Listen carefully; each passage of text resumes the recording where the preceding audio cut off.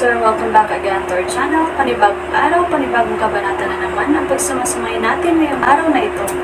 At kung bago ka sa ating channel, pag-click ang subscribe button and hit the notification bell para updated kayo sa ating mga susunod na videos. So mga Master, bago natin simulan ang ating kabanata ngayong araw na ito, huwag po sana natin skip yung ads mga Master, no, dahil malaking bagay na po yan sa ating munting channel.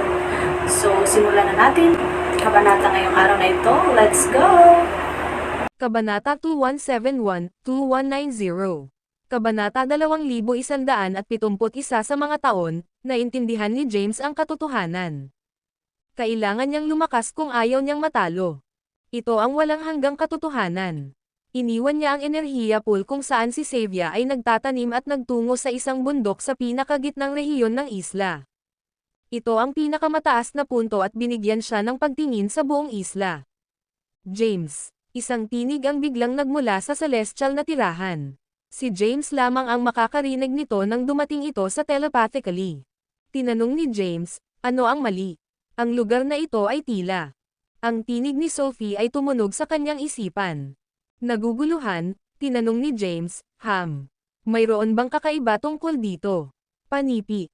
Sa sandaling iyon, tumayo si Sophie sa mansyon ng Lord sa celestial na tirahan. Yamang ang paninirahan sa celestial ay nasa James, maaari niyang maramdaman at makita ang mga paligid mula sa loob, ang mansyon. Matapos ay scan ang paligid ng ilang sandali, sinabi niya, hindi mo ba napansin? Mayroong 33 bundok sa islang ito. Ang layout ng mga bundok na ito ay nasa napakalalim, pagbuo. Ang enerhiya pool lamang ang kayamanan sa ibabaw. Inaasahan kong mayroong isang mas malaking kayamanan na nakatago sa isla na ito. Panipi. Masayang-masaya si James. Tinanong niya, anong uri ng kayamanan ito? Sinabi ni Sophie, hindi pa ako sigurado. Swoosh. Isang puting ilaw ang lumitaw, at lumitaw si Sophie sa kanyang puting damit sa harap ni James. Tumayo siya sa gitna ng isla at naskan ang paligid. Pagkatapos, sinabi niya, tama ako, may pagbuo dito. Nagtataka ako kung ano ang matutuklasan namin sa isla na ito pagkatapos kong matrigger ang pagbuo. Panipi. Matapos magsalita, ang katawan ni Sophie ay nag-flick, at tumalon siya ng ilang daang metro sa hangin. Ang mga mahiwagang simbolo ay lumitaw sa kanyang kamay at bumaba mula sa kalangitan, kumalat sa isla. Sa sandaling iyon, ang mga bundok sa isla ay nagsimulang lumipat. Ang mga bundok ay patuloy na lumipat. Ano ang nangyayari? Bakit gumagalaw ang mga bundok? Panipi. Ang lugar na ito ay isang pormasayon, at naaktibo ko ito. Ang mga tao sa isla ay nagulat nang makita ang mga bundok na gumagalaw. Ang lahat ng mga taluktok ay umiikot sa paligid ng gitnang bundok kung saan matatagpuan si James. Sa sandaling iyon, maraming tao ang lumitaw sa harap ni James. Jace, Yurik, Xavier, Marcelo, at iba pa ay nagpakita sa bundok. Nang lumitaw si Marcelo, tiningnan niya si James at tinanong, ano ang ginawa mo, James? Ang iba ay nakatingin din kay James. Tumingin si James sa kalangitan at natagpuan na nawala si Sophie. Bigla, ang kanyang tinig ay tumunog muli sa kanyang isipan. Naaktibo ko na ang pagbuo at bumalik sa celestial na tirahan. Ayoko ng iba, upang malaman ang aking pag-iral. Kung tungkol sa kung maaari mong makuha ang kayamanan na nakatago ng pormasayon, nasa iyo iyon. Dala. Naririnig ito, bahagyang naabak si James. Kaagad, pinagsisihan niya ito. Bakit mo ito maaaktibo ngayon kung alam mo ang ilang uri ng kayamanan ay lilito pagkatapos? Dapat kang maghintay hanggang sa mawala ang lahat kaya hindi ko na kailangang labanan ang mga taong ito. Paano ko sila talunin at makuha ang kayamanan sa aking kasalukuyang lakas? Panipi. Hindi ko naisip iyon. Well, kailangan mong malaman ito sa iyong sarili. Panipi. Tumingin sa paligid si Marcelo. Rumble. Sa ilalim ng maingat na mga mata ng lahat, ang mga nakapalibot na bundok ay lumipat sa isang mabilis, tuloy-tuloy na paggalaw. Ang 33 bundok ay umiikot sa gitnang rehiyon. Sa isang iglap lamang, ang topography ng isla ay sumailalim sa mga napakalaking pagbabago. Ang mga bundok, landform ng isla, at kapaligiran ay ganap na nagbago. Boom! Bigla, ang bundok na si James at ang iba pa ay nakatayo sa basag, at may malakas na pagsabog ng tunog. Lahat ay tumalon sa hangin. Sa sandaling ang lahat ay nasa himpapawid, ang bundok sa ilalim ng mga ito ay agad na naghiwalay, at isang sinaunang lungsod ang unti-unting napansin. Matapos mawala ang bundok sa gitna, bukas ang mga nakapalibot na bundok. Isang malaking lungsod ang nakatago sa ilalim ng saklaw ng bundok. Ang lungsod ay maayos na napanatili. Ang mga pader ng lungsod ay gawa sa mga itim na bato at napakataas. Ang mga gusali sa loob ng lungsod ay lahat ng itim at may mga bakas ng enerhiya ng demonyo. Lahat ay nakatitig sa lungsod sa pagtataka. Biglang nagsimulang ilipat ang lungsod na parang itinaas ng isang bagay. Pagkatapos nito, ang isla ay nagsimulang gumalaw din. Matapos tumugon sa kanya, wala nang sinabi si Sophie. Tumingin si James kay Marcelo, na nakatitig sa kanya. Naglagay siya ng isang nakakagulat na ekspresyon at sinabi, "Ano ang ginawa ko? Hindi ko alam kung anong nangyari." Panipi. "Oh, ganyan ba?" Hindi na nagtanong si Marcelo. Sa una, naisip niya na naaktibo ni James ang pagbuo. Gayunpaman, tila ang pagbuo ay naaktibo sa pamamagitan ng kanyang sarili. Ang video na ito ay edited by Urban Storytelling. Kabanata 2172. Ha! Nagulat si James. Lahat ay nababagabag. Isang gumagalaw na lungsod. May sumigaw, habol pagkatapos nito. Ang bawat tao'y lumulutang sa hangin ay agad na nagsimulang habulin pagkatapos ng gumagalaw na lungsod, nais na makalapit dito at makita kung ano ang nasa loob nito. James, huwag habulin ito. Ang tinig ni Sophie ay tumunog sa kanyang isipan. Tanong ni James, bakit hindi? Dapat mayroong isang mahusay na kayamanan na nakatago sa loob ng lungsod. Panipi. Hindi ka makakahabol. Matapos sumagot si Sophie kay James, ang gumagalaw na lungsod at isla ay biglang lumutang sa kalangitan. Lahat ay nakita ang isang napakalaking pagong sa ilalim ng isla. Ang pagong ay lumipad papunta sa kalangitan kasama ang lungsod sa likuran nito. Ang selyo sa kalangitan ay basag na mas malawak sa isang instant, at lumitaw ang isang malaking butas. Sa likuran ng lungsod, nawala ang pagong sa malaking butas at nawala mula sa paningin ng lahat. Matapos mawala ang pagong at lungsod, ang crack sa kalangitan ay umikot. Si Jace, Yurik, Xavier, at ang iba pa ay hindi hinabol. Dinala ng pagong ang lungsod sa selyadong kaharian. Bagaman tinawag itong 3,000 mundo, maraming hindi kilalang mga selyadong realidad ang puno ng panganib. Kung hinabol nila ang pagong sa isang mapanganib na lugar, baka hindi na nila mahahanap ang kanilang paraan pabalik. Ano ang impyerno? Nakatitig si Yurik sa selyo. Kahit na ipinanganak siya ng libo-libong taon na ang nakalilipas at nabuhay sa maraming karanasan, wala siyang ideya kung anong uri ng lungsod ang dala ng pagong.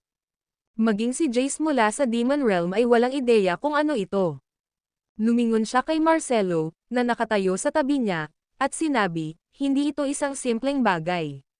Iulat ito pabalik sa sekta kaagad. Panipi. Sa sandaling iyon, nakipag-chat si James kay Sophie. Tinanong niya, paano mo nalaman na hindi ako mahuli, MS? Sophie, alam mo ba ang pinagmulan ng lungsod? Panipi. Sagot ni Sophie, hindi rin ako sigurado. Ngunit, narinig ko na binanggit ni Emperor Jabari ang isang tahimik na lungsod ng kamatayan bago. Tinatawag din itong Dead City. Ang lungsod ay umiiral mula pa noong sinaunang panahon. Sinabi niya sa akin na ang isang malaking pagong ay gumala-gala sa isang lungsod sa likuran nito at ilang beses nang lumitaw sa nakaraan. Sa tuwing lumitaw ito, isang malaking sakuna ang mangyayari sa mundo. Huff. Huminga ng malalim si Sophie at sinabing, maraming mga lihim sa mundong ito. Ang patay na lungsod ay isang bagay na hindi maipaliwanag ni Emperor Jabari. Hindi ko inaasahan na masaksihan ito sa aking buhay. Panipi. Nagtataka si James tungkol sa patay na lungsod, ngunit kahit na hindi alam ni Sophie ang tungkol dito. Ngumiti siya at sinabing, malakas ka. Sinusuportahan mo ang pagbuo ng Porma Sion, at lumitaw ang isang mahiwagang nilalang. Panipi. Ang video na ito ay edited by Urban Storytelling. Kabanata 2173 si Sophie ay hindi ipinagmamalaki na pinuri ni James. Sa halip, gaanong sinabi niya, kahit na ang pagbuo ay malalim sa iyo, wala ito sa akin. Ito ay isang napakasimpleng trick upang linlanggan ang mata. Panipi. Gayunpaman, napakaganda mo. Maraming paghanga si James para kay Sophie. Hanggang ngayon, wala pa rin siyang ideya kung ano ang ranggo ng paglilinang ni Sophie. Ang tanging bagay na sigurado siya tungkol sa kanya ay siya ay napakalakas. Huff, bumantong hininga si Sophie. Kami ay nasa pinakadakilang panahon ng kasaysayan, ngunit isa rin ito sa pinakamadilim na edad. Ano man ang mangyayari sa hinaharap ay hindi mahuhulaan. Panipi. Tumahimik si Sophie matapos sabihin iyon. Sa sandaling iyon, ang mga humabol pagkatapos ng patay na lungsod ay bumalik. Hindi lamang nila nahuli ang patay na lungsod, ngunit hindi rin nila nakuha ang kanilang pagkakataon na linangin sa enerhiya pool. Agad na umalis sina Yurik at Xavier sa lugar kasama ang kanilang mga subordinate. Samantala, sinundan ni James sina Marcelo at Jace na malayo sa kumikinang na karagatang Pasipiko. Sa sandaling bumalik sila sa Sol, bumalik si Marcelo sa Bane City sa Mount Bane. Samantala, bumalik si James sa Wormstead nang hindi tumitigil. Ang kanyang tunay na enerhiya ay napabuti ng malaki, at sapat na para sa kanya na lumipad pabalik sa Wormstead. Ang kanyang bilis ng paglalakbay ay mas mabilis kaysa sa isang eroplano. Hindi nagtagal para maabot niya si Wormstead. Habang wala na siya, medyo mapayapa ang mundo. Maraming mga makapangyarihang powerhouse ang dumating sa mundo, ngunit wala sa kanila ang nagpakita ng kanilang sarili. Sa halip, tahimik silang nanatili sa loob ng Bane City, naghihintay para sa mga pagdurusa na mangyari sa mundo, at mahusay na buns na lilito. Ang mga magsasaka ay hindi naglakas loob na magdulot ng problema sa mundo. Sa sandaling bumalik si James sa Rimstead, tinawag niya ang mga senior autoridad ng bansa sa pangunahing bulwagan ng palasyo. Honey, kinuha ni Thea ang kamay ni James at nag-aalala na nagtanong, may nangyari ba sa iyo sa oras na ito? Ngumiti si James ng mahina at sinabing, ano ang maaaring mangyari? Kabilang sa 3,000 mundo, nakarating ako sa isang medyo hindi maunlad na kaharian. Nagawa kong ibalik ang sapat na butil at ilang mga espesyal na buto din. Panipi. Ang ibinalik ni James ay mga buto ng espiritual na butil. Ang kasalukuyang kalagayan ng lupa ay perpekto para sa paglaki ng mga espiritual na buto ng butil na ito. Salamat sa Diyos, si Thea ay nagpabuntong hininga. Kamakailan lamang, nag-aalala siya na may mangyayari kay James. Ngayon na siya ay ligtas na bumalik sa mga buto, sa wakas ay madali na siya. Tiningnan ni James ang mga tao sa bulwagan at inutusan, makipag-ugnay kay Sol, Lothian, Tacreus, at iba pang mga bansa. Pagkatapos, hatiin ang butil at pagkain sa kanila. Hanggat maaari nating palaguin ang ating sariling pagkain, tayong mga tao sa mundo ay magiging sapat sa sarili. Panipi. Tumayo si Quincy at sinabing, iwanan ang bagay na ito sa akin. Tiningnan ni James si Henry, ang Blythe King, at si Delaney at sinabing, salamat sa iyong pagsisikap. Mula ngayon pasulong, 3 ka na pumasok sa celestial na tirahan at magsanay kasama ang 400,000 sundalo. Panipi. Ang 400,000 Black Dragon Army sundalo ay nasa tirahan pa rin. Ang 400,000 sundalo ay nangangailangan ng 4 na pinuno.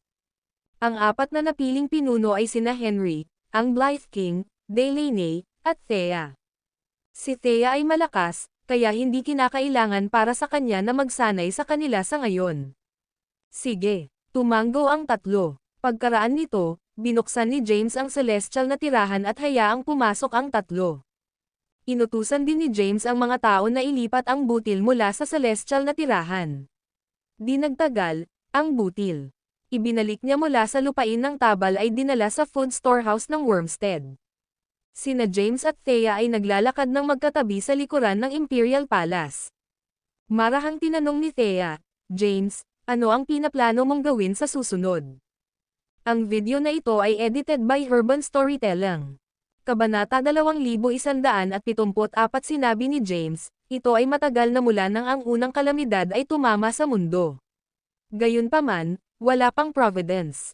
Nais kong ipasok ang celestial na tirahan upang sanayin bago dumating ang Providence upang makuha ko ito. Panipi. Si James ay medyo mahina kumpara sa iba pang mga nangungunang powerhouse tulad ng Jace, Yurik, at ang natitira. Sa kanyang kasalukuyang lakas, ang pakikipagkumpetensya sa kanila para sa Providence ay imposible. Gayunpaman, Ang Providence ay hindi maaaring makuha sa pamamagitan ng paggamit ng lakas lamang. Kailangan din ito ng kaunting swerte. Alam ni James na mas mahina siya kaysa sa kanila at nais na sanayin ng mas mahirap. Sasamahan kita, sabi ni Thea. Bagaman malakas siya sa gitna ng martial artist ng Earth, hindi niya masusukat ang mga magsasaka mula sa iba pang mga larangan. Si Thea ay isang Herculean, at kasama ang 4 na quadrant art, maaari niyang patayin ang mga powerhouse sa walang kamatayang pag-akyat. Gayunpaman, ang kanyang lakas ay malayo sa sapat.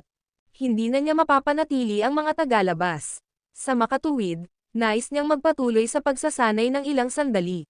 Sige. Hinawakan ni James ang kamay ni Thea at sinabing, sanayin natin at dagdagan ang aming lakas. Pagkatapos, protektahan natin ang mundo at mamuno sa mga tao ng mundo na tumaas sa pahayag. Kami ay magiging isang puwersa na natatakot ang 3,000 mundo. Panipi.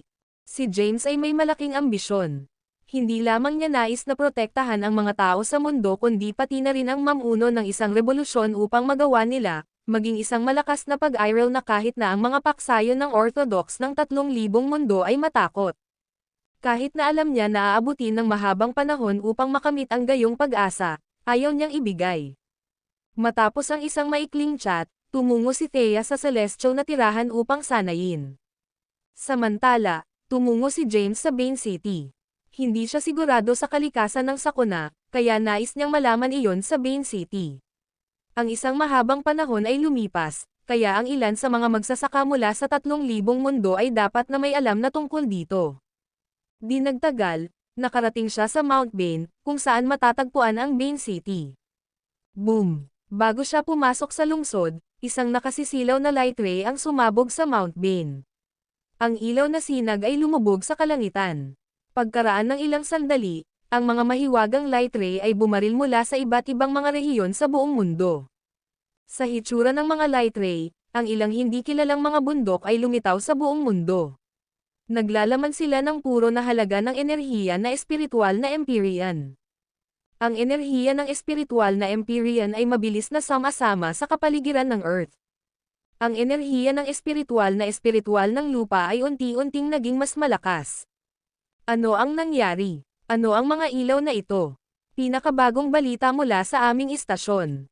Ayon sa mga larawang satellite na nakuha namin, maraming mga isla, bundok, at kahit na mga potholes ay lumitaw sa iba't ibang mga rehiyon ng mundo. Ang balita tungkol sa kababalaghan ay nai-broadcast sa buong mundo. Sa paglitaw ng mga natural na sakuna, inihayag ng mga bansa sa buong mundo ang pagdating ng apocalypse ng Doomsday. Ang nakaligtas na mga tao sa buong mundo ay naakma na sa nagbabago na mga kalagayan. Ang bagong paglitaw ng mga hindi kilalang lugar ay nagdulot lamang ng ilang mga sorpresa. Ang publiko ay hindi nagpakita ng hindi mapakali o gulat.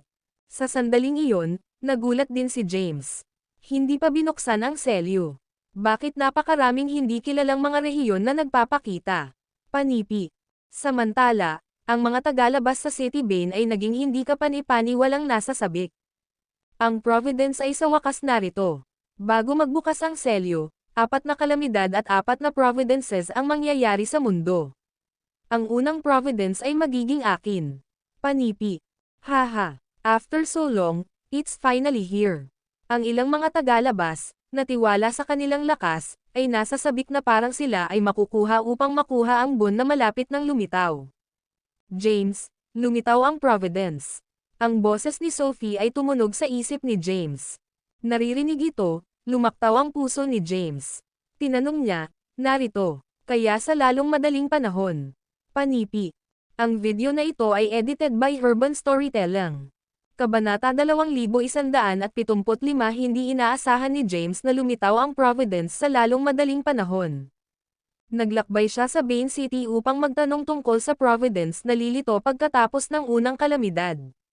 Pagkaraan nito, binalak niyang sanayin sa pag-iisa sa loob ng oras ng silid para sa ilang oras upang mapagbuti ang kanyang lakas upang makipagkompetensya para sa Providence. Sa hindi inaasahan, lumitaw ang Providence pagdating niya sa Mount Bane.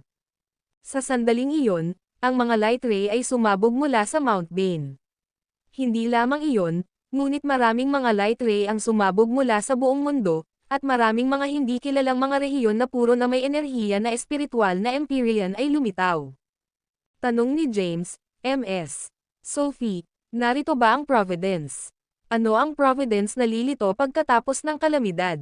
Bakit maraming mga tagalabas na sabik na makuha ito? Panipi. Sa kanyang isip, tumunog ang tinig ni Sophie. Hindi ko alam kung ano ang Providence. Gayunpaman, tiyak na pambihira ito. Dapat itong lumitaw sa ilang higit pang mga araw dahil ang enerhiya ng espiritual na Empyrean sa mundo ay nagsisimula pa ring tumaas. Ito ay lilito kapag ang enerhiya ng espiritual ng lupa ay sapat na malakas. Panipi. Hindi sigurado si Sophie kung ano ito, ngunit mayroon siyang isang magaspang na ideya dahil siya ay isang malakas na subordinate na dati nang naglingkod kay Emperor Jabari. Sige. Hindi na nagtanong si James. Pumasok siya sa Bane City at nagtungo sa mansion ni Marcelo. Si Marcelo ang nag-iisang taong kilala niya sa Bane City. Kaya, siya lamang ang taong nakikita niya. Maraming mga gwardya ang nakapaligid sa mansyon ni Marcelo. Lahat sila ay mga magsasaka mula sa kaharian ng demonyo. Bagaman ang kanilang lakas ay medyo mahina sa gitna ng mga nasa kaharian ng demonyo, sila ay mga powerhouse sa mundo. Medyo mahina lamang sila kaysa sa mga henyo mula sa 3,000 mundo. Mr. Caden, Panipi, nang makita si James, binati siya ng mga gwardya ng magalang. Binisita ni James dati, at napaka-friendly sa kanya ni Marcelo. Kaya, ang mga gwardya ay hindi naglakas loob na pabayaan siya. Narito ako upang makita si Marcelo. Sige, ang mga gwardya ay gumawa ng isang malugod na kilos. Pumasok si James sa mansyon. Ang isa pang bantay ay lumakad papunta sa kanya at nag-alok ng kaunting busog. Tinanong ni James, narito ba si Marcelo? Sumagot ang bantay, MS. Si Marcelo ay nasa likuran. Panipi. Sige. Tumanggo si James at naglakad papunta sa likuran. Nakaupo si Marcelo kasama si Jace sa isang gazebo sa likuran. Nang madama niya si James. Malapit na, agad siyang tumayo at binati siya mula sa malayo. James, nandito ako. Tumalikod si James at tiningnan sina Marcelo at Jace. Tanong niya nang may ngiti, ano ang pinag-uusapan ninyong dalawa? Tumingin si Marcelo kay James at sinabing, pinag-uusapan natin ang tungkol sa Providence pagkatapos ng mga kalamidad. Napag-usapan din namin kayo. Panipi. Nagulat, tinanong ni James, ano ang sinabi ninyong dalawa tungkol sa akin? Sumagot si Marcelo nang may ngiti, pinag-usapan namin ang tungkol sa iyong pisikal na katawan at ang demonyong Lotus. Umupo si James. Hindi niya alam kung alam na ni Marcelo na ang kanyang katawan ay ginawa ng demonyong Lotus na naiwan ng isang powerhouse ng lahi ng demonyo. Hindi niya maiwasang tanungin, ano ang mali sa aking demonyong Lotus? Nakatulig na sinabi ni Marcelo, James, kami ay mula sa kaharian ng demonyo. Hindi mo na kailangang itago ito sa amin. Alam kong ang iyong katawan ay binago ng isang demonyong Lotus. Ito ay naging isa sa natal primordial espiritu ng miyembro ng aming pamilya. Panipi. Kaya, tumingin si James kay Marcelo. Kung gayon, ano ang Providence sa oras na ito? Tanong ni James. Malumanay na umiling si Jace. Alam niya kung ano ito mismo. Maging ang kanyang Panginoon ay walang tumpak na sagot. Walang sino man sa universo ang nakakaalam kung ano ang patunay o kung ano ang 4 na kalamidad na hampasin sa mundo. Nagpatuloy si Jace, wala akong sagot sa iyong katanungan. Ang tanging alam ko ay ang Providence na lilito kasama ang 4 na kalamidad ay nauugnay sa panghuli lihim ng langit at lupa. May kinalaman din ito sa pag-atake ng aming pamilya sa mundo sa mga sinaunang panahon.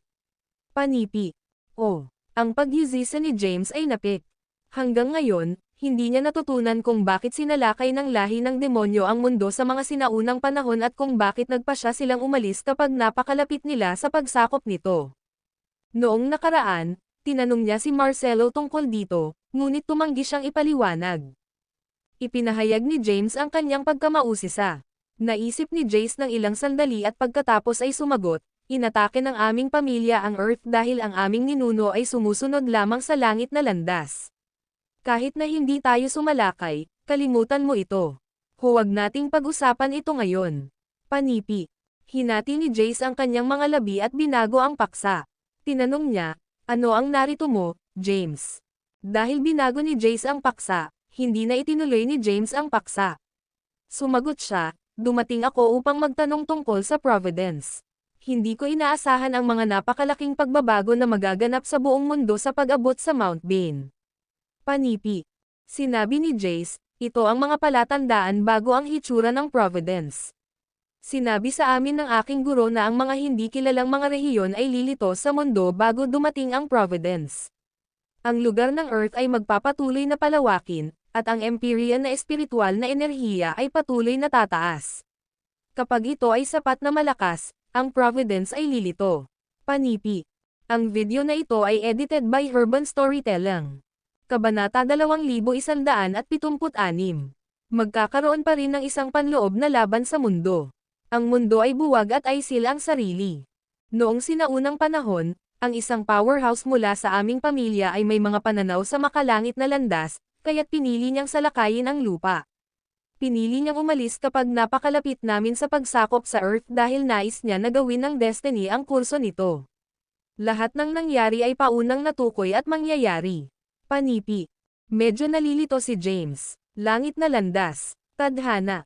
Nakakakita ng nakakagulat na mukha ni James, nag-shock si Jace at ipinaliwanag, karaniwan, ang lahat ay nasaktan. Hindi ko maintindihan ang mga bagay na ito, at sinasabi ko lang sa iyo kung ano ang sinabi sa akin ng aking guro. Alam ko lamang na ang ipinanganak sa panahong ito ay nagbibigay sa amin ng pagkakataong sumilip sa pangwakas na lihim sa mundo. Ang mga malapit sa lihim ay tataas sa itaas ng lahat. Iyon ang dahilan kung bakit maraming mga henyo mula sa mga sinaunang panahon ang pinili upang aisil ang kanilang sarili. Nais nilang magising sa panahong ito. Nakikita nila ang Providence at nais na lumapit sa pangwakas na lihim ng mundo upang maging pinakamalakas na pagkatao sa mundo. Naiintindihan ni James ang ilan sa sinasabi niya ngunit nalilito pa rin. Si Jace ay walang tiyaga at sinabing, kahit na ipinaliwanag ko sa iyo ang mga bagay, hindi mo maintindihan. Ito ay isang matigas na bagay na sumisid sa malalim. Panipi. Nalilito, binanggit ni James, fine. Pinilit ni Marcelo ang kanyang baba at tiningnan si James, na nagtanong, James, mayroon bang powerhouse mula sa mga sinaunang panahon sa mundo? Tiningnan siya ni James at tinanong, bakit mo tinatanong iyon? Sinabi ni Marcelo, ang isang powerhouse lamang mula sa mga sinaunang panahon ang makakatulong sa iyo na pinuhin at baguhin ang iyong katawan sa demonyong Lotus. Ngumiti si James ngunit hindi sinagot ang tanong. Pinaalalahanan siya ni Jace, Marcelo, isang personal na tanong iyon. Dapat mong igalang ang kanyang privacy. Panipi. Sa kauna-unahang pagkakataon, nadama ni James na medyo pala kaibigan si Jace. Fine. Casual na sagot ni Marcelo at hindi na tinuloy ang bagay na ito. Pagkaraan nito, nag-chat ang tatlo tungkol sa ilang iba pang mga bagay.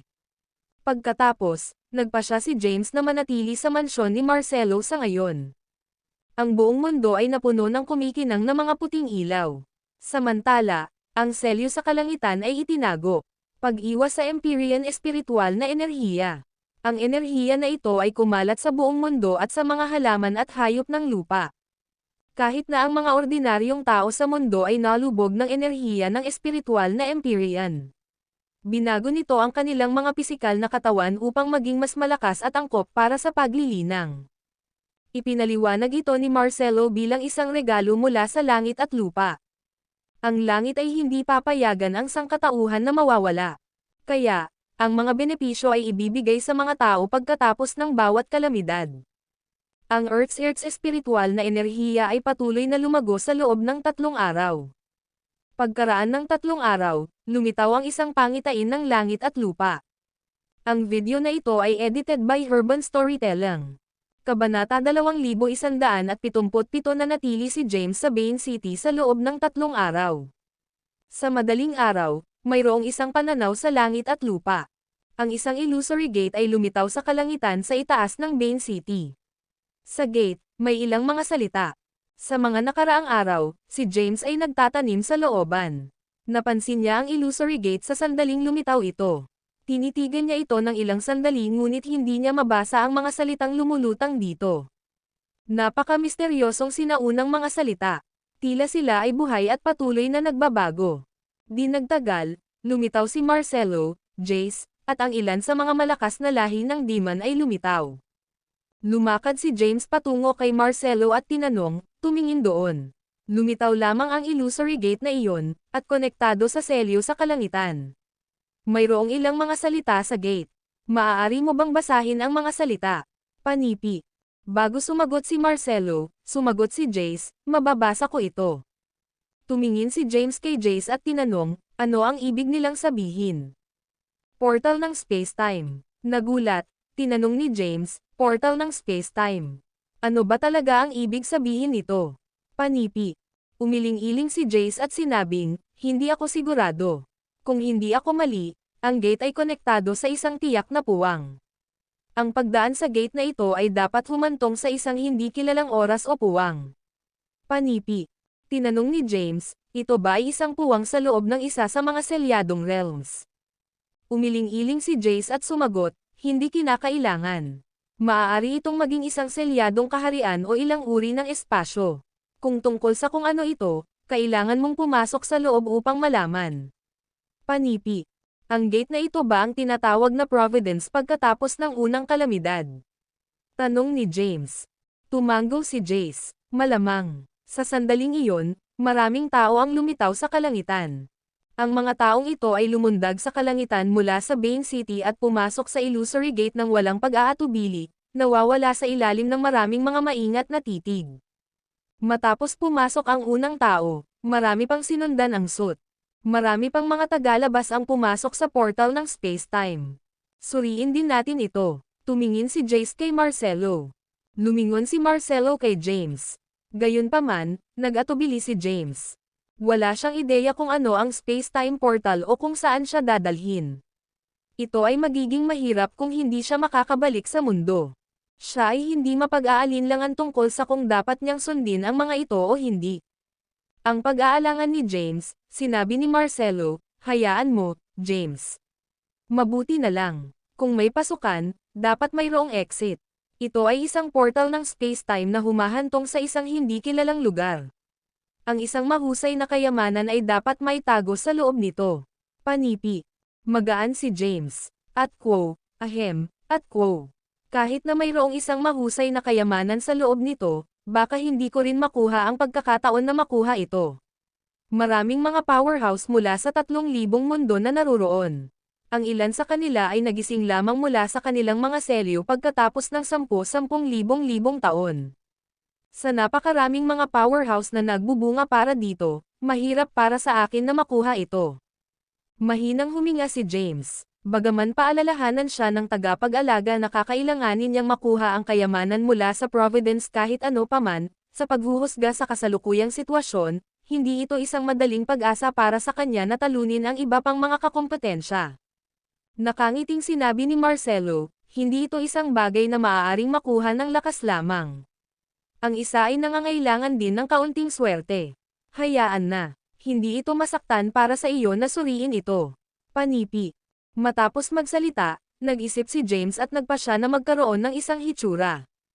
Sige, tumango si James. Hayaan mo, hinimok ni Jace. Tumalon siya sa hangin, at sumunod ang kanyang subordinate. Sinundan din ni Marcelo ang suit kay James. Lumitaw sila sa harap ng portal ng espasyo sa oras. Ang video na ito ay edited by Urban Storytelling.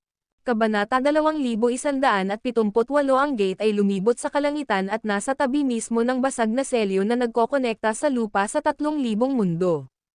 Ang gate ay napakalaking, na may taas na 100 metro. Ang isa pang hilera ng mahiwagang sinaunang mga salita ay makikita sa gate. Maging si Jace at ang mga tagalabas mula sa lupain ng demonyo ay hindi mabasa ang mga salita. Ang white mist ay nagbagsak sa likuran ng gate, itinatago ang view sa likod nito. Isa-isa, lumitaw ang mga powerhouse sa kalangitan at pumasok sa portal ng espasyo sa oras, na nawawala mula sa paningin. Direkta si Jace na lumakad sa portal ng espasyo. Sumunod ang kanyang mga tauhan sa kanya. Hayaan mo, James. Tumingin si Marcelo kay James. Sige, tumango si James. Ang dalawa ay pumasok sa space-time portal ng magkasama. Nadama ni James ang isang malakas na puwersa na lumusot at palibutan siya sa sandaling lumakad siya sa portal ng oras. Sa sandaling iyon, Nawalan siya ng kontrol sa kanyang katawan. Ang lakas ay nakapaligid sa kanya, at isang malakas na puwersa ng pagsipsip ay nagmula sa loob ng portal ng espasyo, na iginuhit siya sa loob. Nakaramdam siya ng nahihilo at halos nawalan ng malay. Ang sitwasyon ay tumagal ng halos 5 segundo. Pagkalipas ng 5 segundo, lumitaw si James sa isang hindi pamilyar na lugar. Inscan niya ang kanyang paligid. Ito ay isang mundo na hindi niya nakilala. Natagpuan niya ang kanyang sarili sa isang pangunahing kagubatan sa loob ng isang saklaw ng bundok na napapalibutan ng mga puno ng puno. Ang dagandong ng hindi kilalang mga nilalang ay maaaring marinig mula sa loob ng kagubatan. Tumalon si James ng ilang libong metro sa hangin at naskan ang kanyang paligid. Sa kanyang pananaw, ang nakikita niya ay mga bundok. Ano ang lugar na ito? Nagtaka si James. Saan napunta si Marcelo? Tumingin siya sa paligid ngunit nalito nang hindi niya mahahanap si Marcelo. Pumasok sila sa space-time portal ng magkasama, ngunit wala na siyang makikita. Maaari ba na sila ay dinala sa iba't ibang lugar? Maligayang pagdating sa napatunayan. Tulad ng pag-iisip ni James, isang tinig ang tunog mula sa malayo. Sino ang nandyan? Maryong naskan ni James ang kanyang paligid. Tumunog ulit ang boses. Ang napatunayan ay isang mahiwagang at pambihirang mundo. Mula ngayon pasulong, sa tuwing makumplito mo ang isang hamon, ang oras ay mag-rewind ng kaunti. Ang mas komplikado ang hamon, mas maraming oras ay mag-rewind. Trace pabalik sa nakaraan at tuklasin ang pinagmulan ng mundo. Sa pamamagitan ng isang serye ng mga hamon, maaari kang bumalik sa oras. Matapos makumplito ang sapat na mga hamon, babalik ka sa panahon kung kailan unang nilikha ang mundo. Sinasabi ng alamat na kapag ang langit at lupa ay unang nilikha, maraming mga sinag ng ilaw na sumabog sa ating universo. Ang mga light beam na ito ang susi sa pag-unlock ng panghuli lihim ng mundo. Mga kalahok, kung magkano ang natutunan mo ay depende sa iyong sariling mga kakayahan. Isang tinig ang sumigaw sa buong hindi kilalang mundo para sa lahat na pumapasok sa napatunayan na marinig. Matapos marinig ang mga tagubilin, natigilan si James. Ito ba ang dahilan kung bakit ang lugar na ito ay tinatawag na napatunayan? Kailangan nating makumplito ang mga hamon at maglakbay sa oras at puwang upang bumalik sa simula ng mundo. Hindi mapigilan ni James ngunit huminga ng malalim. Hindi niya maiisip na ang gayong mahiwagang lugar ay umiiral sa mundong ito. Ang video na ito ay edited by Urban Storytelling. Kabanata 2179 pagkatapos ng pagpasok sa portal ng espasyo, dumating si James sa napatunayan. Matapos marinig ang paliwanag, mayroon siyang isang mas malinaw na larawan ng lugar. Pinayagan sila ng napatunayan na maglakbay sa simula ng oras kung kailan unang nilikha ang mundo upang matuklasan nila ang pangwakas na lihim ng mundo. Tulad ng para sa layunin at pakinabang nito, si James ay walang kabuluhan. Sinulyapan niya ang lugar, ngunit nag-iisa ito. Bumaba si James mula sa kalangitan at nakarating sa kagubatan ng bundok. Ang gintong ilaw ay sumabog mula sa singsing sa kanyang daliri, at ang singsing ay nahulog sa lupa, nagbabago pabalik sa langit na langit. Naglakad si James sa celestial na tirahan. Pagkatapos, ang celestial ay naninirahan sa pag-urong at lumubog sa lupa. Walang makakahanap ng paninirahan sa langit kahit na dumaan sila sa lugar. Sina James, Nova, at Sophie ay nagtipon sa likuran ng Celestial Abode City Lord's Mansion. Ipinaliwanag ni James kung paano siya pumasok sa portal ng espasyo sa oras at dumating sa napatunayan. Tiningnan niya silang dalawa at tinanong, Nova, MS, Sophie, mayroon ba kayong dalawa kung anong uri ng lugar ang napatunayan? Ang mukha ni Sophie ay puno ng pagkamangha. Nagulat, sinabi niya, ang napatunayan. Hindi ko inaasahan na ang napatunayan nalilito pagkatapos ng unang kalamidad. Panipi.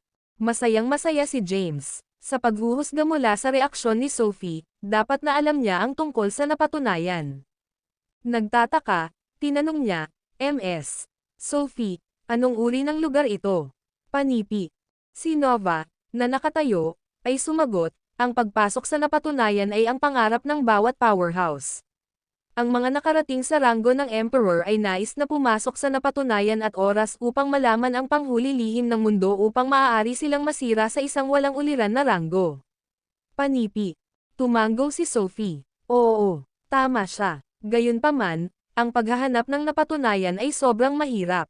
Kahit na ang isang tao ng ranggo ng Emperor ay kailangang magbayad ng isang mabibigat na presyo upang makapasok sa napatunayan. Hindi ko inaasahan na ang unang Providence ay lilito sa maliwanag na panahon na ito ay ang napatunayan. Panipi. Nagpatuloy si Nova, noong nakaraan, binanggit ni Emperor Jabari na maraming mga powerhouse ang pumasok sa napatunayan. Ang mga taong ito ay nakarating sa kanilang limitasyon sa paglilinang at hindi na maaaring masira. Kaya, pinasok nila ang napatunayan upang mahanap ang pangwakas na lihim ng mundo upang mapagbuti ang kanilang paglilinang. Gayunpaman, ang lahat ng mga powerhouse na ito na ginawa ito sa napatunayan ay hindi umabot sa simula ng oras. Inaasahan ko na walang gagawa nito sa simula ng oras. Gayunpaman, ang hindi mabilang na mahusay na mga emperador ng nakaraan ay pumasok sa napatunayan. Puno ito ng mga kayamanan. Kung makakakuha ka ng ilan sa mga ito, makikinabang ka sa iyo. Kudlit. Sandali ang ibinahagi ni Nova at Sophie ang kanilang kaalaman tungkol sa napatunayan. Ito ay umiiral mula pa noong simula ng mundo, ngunit walang nakakaalam kung bakit ito nilikha. Ang tanging magagamit na impormasyon ay ang isang tao ay maaaring maglakbay pabalik sa simula ng oras sa pamamagitan ng pagkumpleto ng mga hamon sa langit. Ang mas maraming mga hamon na nakumpleto, ang karagdagang pagbabalik sa oras ay maaaring maglakbay. Ang mas komplikado ang mga hamon, mas maraming oras ang maaaring maglakbay. Maaaring makumplito ng isang tao ang mga hamong ito hanggang sa maglakbay sa simula ng mundo. Tumingin si Sophie kay James at sinabi na nakangiting, "Tandaan, James.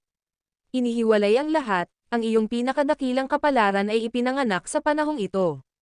Hindi alintana kung gaano kalayo ang iyong paglalakbay, ang katotohanan. Na makakapasok ka sa napatunayan na makikinabang ka na sa iyo." Panipi. Tumanggaw si James at tinanong, "Alam mo ba kung anong uri ng mga hamon ang makakasalubong natin?" Umiling-iling si Sophie at sinabing, "Hindi ako. Ang mga hamon ay malapit na nauugnay sa makalangit na landas. Hindi sila nilikha ng mga tao ngunit nabuo ng makalangit na landas." Ang makalangit na landas. Muli, nagkaroon ng banggitin sa makalangit na landas. Ang video na ito ay edited by Urban Storytelling. Kabanata 2180 sinabi ni Sophie, "Paano ko ito may lalagay?" Karaniwan, ang makalangit na landas ay isang ganap na pag-iral na lumilipas at kinokontrol ang lahat, kasama na ang buhay at kamatayan ng mga nabubuhay na nilalang. Panipi. Naguguluhan pa rin si James. Sinabi ni Nova, "Hindi mo na kailangang maunawaan ito sa ngayon. Ang masasabi ko lang sa iyo ay ang layunin ng paglilinang ay upang makalapit sa makalangit na landas. Ang mas malapit na makarating sa makalangit na landas, ang hindi gaanong kontrol sa langit na landas ay higit sa isa." Tumanggaw si Sophie at sinabi, "Ma'am. Ang paglapit sa makalangit na landas ay nangangahulugang malapit sa lihim ng mundo. Magagawa mong mahulaan ang hinaharap. Maaari mo ring pigilan ang makalangit na landas at baguhin ang kurso ng kapalaran." Panipi. Ang kanilang paliwanag ay masyadong malalim, at hindi maintindihan ni James. Tinanong ni James, "Kung gayon, ano ang dapat kong gawin ngayon?" Sagot ni Sophie, "Lumabas at kumpletuhin ang mga hamon, syempre." Tumanggaw si Nova at sinabing, "Oo. Tama si Sophie." Dagdag pa, "Sa palagay ko ay hindi pangkaraniwan para sa napatunayan na lilito ngayon. Sa ilalim ng normal na mga kalagayan, tanging ang mga ranggo ng Emperor ay maaaring makapasok sa napatunayan. Gayunpaman, sa oras na ito, bukas ito sa lahat anuman ang kanilang ranggo. Sa palagay ko ang makalangit na landas ay sadyang nagbigay ng pagkakataong ito sa lahat." Panipi. Pinasaya ni Sophie si James. "Good luck, James. Naniniwala akong magagawa mo ito. Makikinabang ka ng malaki kung makarating ka sa simula ng oras at malaman ang lihim ng mundo." Panipi. Tumanggaw si James at sinabi, "Sige. Pagkatapos, babalik ako sa labas." Panipi. Pumunta ka na. Magpatuloy. Inalis ni Sophie ang kanyang kamay. Muling lumitaw si James sa labas ng mundo, walang kabuluhan. Isang pagsabog ng gintong ilaw ang lumitaw sa lupa at nagbago pabalik sa isang singsing, na dumulas sa daliri ni James. Tumingin si James sa paligid at naskan ang primitive na saklaw ng bundok. Nagbulong siya, Kailangan kong maglakbay pabalik sa simula ng oras. Ang makalangit na landas. Ang lahat ay tunog na hindi mababawas. Ngunit, paano ko tatanggapin ang mga hamon? Naguguluhan si James. Tulad ng sinusubukan niyang malaman ito, isang tinig ang tunog. Ang iyong bawat kilos at salita sa napatunayan ay mag-uudyok ng isang hamon. Gayunpaman, ito ay isang mapanganib na lugar, at maaaring mamatay ka kung hindi ka maingat. Panipi. Swoosh. Bigla. Isang puting ilaw na nagmula sa kalangitan. Isang puting token ang lumitaw sa harap ni James. Ang tinig ay patuloy na ipinaliwanag, ang lahat ng mga nilalang sa loob ng napatunayan ay bibigyan ng proteksyon. Kaya, kung nakatagpo ka ng isang mapanganib na sitwasyon, durugan ang token na ito, at may teleport ka mula sa napatunayan. Siyempre, ang pag-iiwan ay nangangahulugan din ng pagpapatawad sa iyong hamon. Panipi. Kinuha niya ang puting token sa harap niya at inilayo ito. Bulong ni James, tiyak na ito ay isang mahiwagang lugar. Hindi ko inaasahan na maprotektahan pa rin pagkatapos pumasok sa napatunayan. Nangangahulugan ba ito na ang makalangit na landas ay sadyang protektahan tayo? Panipi. Hanggang ngayon, hindi pa rin niya alam kung sino ang nakikipag-usap sa kanya. Maaari bang magkaroon ng isang mahiwagang powerhouse na nakatago sa napatunayan? Kinokontrol ba niya ang lahat sa loob ng napatunayan? Kudlit. Ang pag-iisip ay lumitaw sa isip ni James. Gayunpaman, mabilis niyang tinanggal ang pag-iisip. Sinabi ni na Sophie at Nova na ang napatunayan ay isang pambihirang lugar. Kaya, walang ordinaryong pamumuhay na maaaring may kakayahang kontrolin ang lugar na ito. Ang pagkontrol nito ay dapat na ang kataas-taasang landas ng langit. Ito ay ang makalangit na landas na lumampas sa lahat. Sup, James. Ang mga kaaway sigurado ay hindi maiiwasan. Panipi. Tulad ng pag-iisip ni James, isang pagsabog ng pagtawa ang tunog sa malayo. Ang video na ito ay edited by Urban Storytelling. Kabanata 2181 nakikinig sa tunog, tumingin si James. Sa di kalayuan, ang isang tao ay mabilis na lumipad papunta sa kanya, na lumilitaw sa loob lamang ng ilang segundo. Nakita ni James ang hitsura ng lalaki. Hindi siya masyadong luma, mga 25 o 26. Nakasuot siya ng itim na sandata at may mahabang taybak sa kanyang baywang. Tumayo siya ng ilang metro ang layo at tiningnan si James na may isang mabangis at pag-alit na ekspresyon. Sino ka? Naguguluhan si James dahil hindi niya makikilala ang lalaki sa harap niya. Mga kaaway, sinabi ng taong may itim na sandata, ipakilala ko ang aking sarili. Ako ay huminto kay Hatch mula sa overworld. Panipi. Naririnig ang overworld, si James ay may masamang premonition sa kanyang puso. Siya ay pumatay ng maraming mga tagalabas ng overworld at nagkaroon ng mga hinaing sa mga mula sa overworld. Matapos ang isang maikling pagkabigla, hinawakan ni James ang kanyang mga kamao at sinabing, nalulugod na makilala ka, Quaid. Ang anak ng langit at Magnus ang aking mga juniors. Ang ekspresyon ni Quaid ay grim. Sa sandaling iyon, ang malakas na enerhiya ay sumabog mula sa kanyang katawan. Si James ay kumatok sa malayo na parang isang bundok ang bumagsak sa kanya. Ang kanyang enerhiya ng dugo ay bumagsak. Gaano kalakas? Nagulat si James. Hindi niya inaasahan na ang taong ito ay anak ng langit at senior ni Magnus. Parehong anak ng langit at si Magnus ay namatay sa kanyang mga kamay. Tila mahuli siya sa isang matinding labanan ngayon. Ang hamon ay naaktibo. Tulad ng paghahanda ni James upang harapin ang kanyang kalaban, isang tinig ang tunog mula sa malayong kalangitan. Gayunpaman, ang tunog ay napakalinaw, na parang nagmumula sa kanan sa tabi niya. Nagulat si James. Ito ba kung paano isinaaktibo ang mga hamon? Huff! Agad na huminga si James. Sa sandaling iyon, bahagyang natigilan si Quaid. Malinaw, narinig din niya ang tinig at alam na naaktibo nila ang isang hamon. Mamatay. Nagdilim ang mukha ni Quaid, at galit na galit siya. Pagkatapos, pinapalakpakan niya ang kanyang kamao at nagtapon ng suntok kay James. Ang kanyang pag-atake ay naglalaman ng kakilakilabot na kapangyarihan. Bago magreaksyon si James, ang kanyang kakilakilabot na kamao ay nakaswing sa kanya. Sa isang gulat, itinaas niya ang kanyang kamay upang labanan. Boom! Ang dalawang puwersa ay bumangga at nagdulot ng malaking pagsabog. Isang shockwave ang lumusot sa paligid, at ang bundok sa ilalim ng paa ni James ay na-demolished sa basurahan. Si James ay kumatok sa puwersa. Nadama niya ang nakakatakot na puwersa na naglalakbay sa kanyang kamao at sumisid sa kanyang buong katawan. Nasira ng puwersa ang kanyang katawan, at ang kanyang katawan ay nagpakita ng mga palatandaan ng pagkabagsak. Namatay si James mula sa suntok ni Quaid kung hindi para sa kanyang demonyong lotus na katawan. Bagaman bahagyang nasugatan lamang siya, nagulat siya. Siya ay nasa ika-5 layer ng Herculean, at ang kanyang pisikal na lakas ay nakarating sa ika-6 na layer ng Herculean. Gayunpaman, hindi pa rin siya isang tugma para sa Quaid.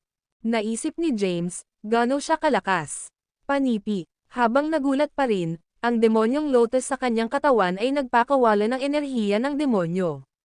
Ang enerhiya ng demonyo ay dumaloy sa kanyang katawan at gumaling agad ang mga pinsala sa kanyang katawan. Kinuha ni James ang pagkakataon at mabilis na nabak, pinapanatili ang isang ligtas na distansya mula sa Quaid. Nakakakita ng isang pinsala na bumubuo sa kamao ni James at sumisid sa kanyang katawan, napagpasyahan ni Quaid na mamamatay si James. Gayunpaman, ang katawan ni James ay nakabawi habang siya ay tumalikod. Pinapaliit kita. Nagdilim ang kanyang mukha at nagalit. Clank! Dinilaan ni Quaid ang kanyang taybak at hinawakan ito, na nagdulot ng isang kakilakilabot na puwersa na magwalas kay James. Tumalon siya sa hangin at sumakay patungo kay James, hinampas ang kanyang taybak. Mabilis na tinakpan ni James ang pag-atake. Ang taybak ni Quaid ay bumagsak sa lupa, at isang pagsabog ang sumabog, na nagdulot ng isang walang humpay na hukay na lumitaw sa lupa.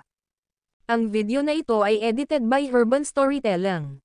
Kabanata 2182 ang Quaid ay malakas, at ang kanyang mga pag-atake ay naglalaman ng mapanirang kapangyarihan. Alam ni James na imposible na patayin si Quaid nang hindi gumagamit ng masamang pag-akyat. Sa sandaling iyon, ang kanyang mga reservoir ng enerhiya ay nagpakawala ng ilang mga alon ng tunay na enerhiya. Napapahamak nila ang buong katawan niya at sinira ang kanyang gulugod. Humakbang siya ng hakbang, at ang kapangyarihan ng langit at lupa ay nagtipon sa kanya. Ang kanyang katawan ay sumisipsip ng kapangyarihan ng langit at lupa at nabuo ang isang bagong gulugod. Tumagal siya ng isang hakbang, at nadama ni Quaid ang isang malakas na puwersa na dumurog sa kanyang katawan. Gayunpaman, ang kapangyarihan ay hindi sapat upang kumatok sa kanya pabalik. Hinawakan ni Quaid ang mahabang itim na taybak at sinampal si James.